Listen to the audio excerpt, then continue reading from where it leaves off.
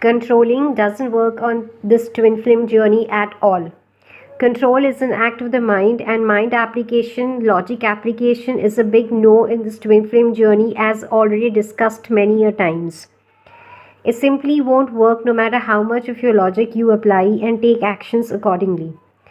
All will simply backfire, and sometimes the divine may make you suffer for doing so if you're doing it continuously and intentionally rather than following the divine instructions. Divine Feminines, you are the leader of this journey, so you cannot afford to make mistakes here. The Divine Masculine follows you, your footsteps. So if you stay in your ego mind, apply logic as per this world, and try living this journey as romantic soulmate journey, or follow the rules of this world, what do you expect your Divine Masculine to do? How will they become aware of this connection? Whenever you try controlling them, they fall off. But when you don't, they are there all the time. The more you try pursuing him for anything and everything, the more you try controlling your twin, the more he will resist to all of you. Every try of yours, every expectation of yours from him repels him. They need to feel free, to feel comfortable and be safe.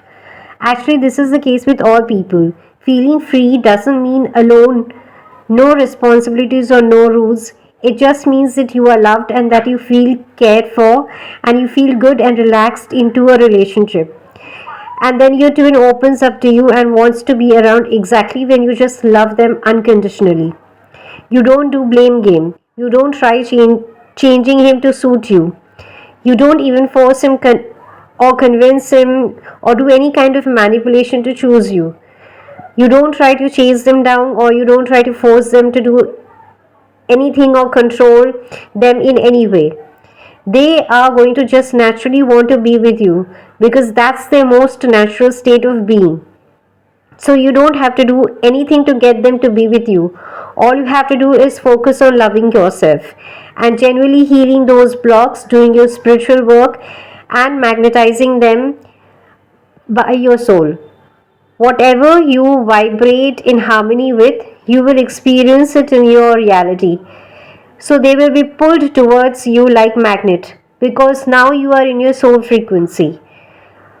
See, if you are swimming upstream that is flowing against the river, what you're doing is you're fighting with the river. You are draining all of your energy then and you don't get anywhere. You are stuck in the same place.